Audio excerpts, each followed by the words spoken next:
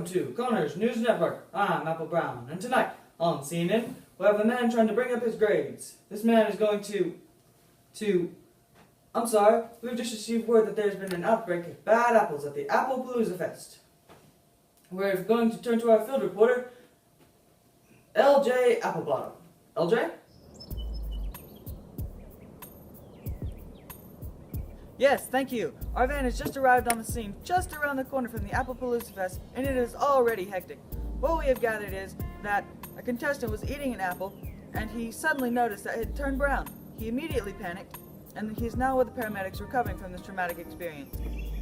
What we learned from the locals is that when he bit into the apple, it immediately started to oxidize. The apple contains a chemical called phenols. This is what reacts with oxygen to produce something called quinones and water.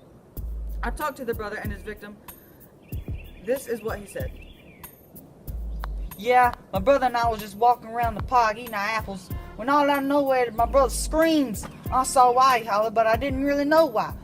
But what happened was, as he was eating, his head hooked up, shot forward, and that's when his teeth went in like Joey Chestnut eating it. I'm LJ Applebottom, reporting live from Connor's News Network. Back to you, Apple Brown. Thanks, LJ. Well, that's a very interesting story. Now we have called in an expert on treating these kinds of events. His name is Dr. Reed Appel. He is going to show us a few different ways to preserve an apple and many other fruits. He is also going to show us the chemistry behind these processes. Thank you. Hello, my name is Dr. Reed Appel. I'm a biochemist who would love to show you and all the viewers at home how we can prevent fruits from browning. First of all, we will need some ingredients to use for this experiment. We will need 1 cup of water mixed with 1 tablespoon of lemon juice, 1 cup of soda water, and 1 cup of regular water. We will also need 4 plain apples. Now, onto the experiment itself. The apples will need to soak for only 15 minutes, no more, no less. What we're going to do is cut the apple with our cutter. If you don't have one, you can use a knife. And remember to be cautious when handling sharp objects. After that, you can place it in a bowl, or you can go ahead and eat it. It's really up to you. Alright, now that I have cut these, I'm going to place these into these certain solutions. As you can see, the apples are going to absorb the mixture into the tissue of the fruit. This process is called absorption. Now what is happening as the apples soak, the cells of the apple that have been exposed to the oxygen in the air are starting to absorb the acids in the solution. These chemicals alter the genetic code ever so slightly that it makes the apple able to oxidize slower than it usually would. This is what the apples would look like if you left them out or sitting in the solution for at least 15 minutes. Try this at home.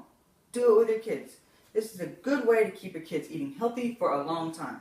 This project also works with bananas, pears, etc. So have fun and be safe. That was amazing. Thank you, Dr. Reed Appel. Didn't you just do a wonderful job?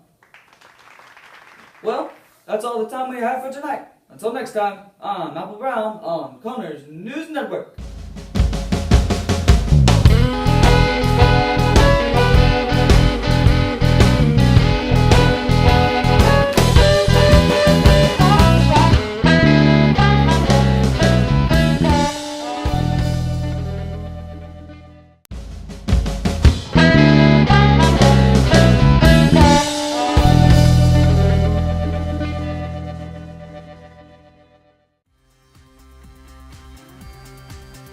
Hot, 5, 4, 3, 2, 1.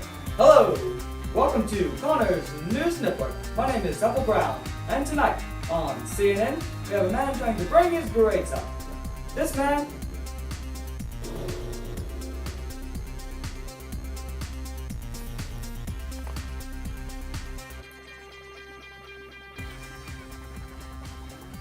Hello, welcome to Connor's News Network.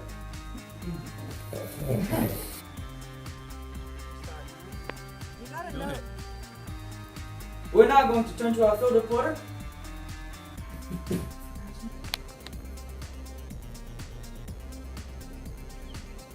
Yes, thank you. Our van has just arrived on the scene, just around the corner from the Applepalooza Fest. Hello, welcome to Connor's News Network. I'm Apple Brown, and tonight on CNN, we have a man trying to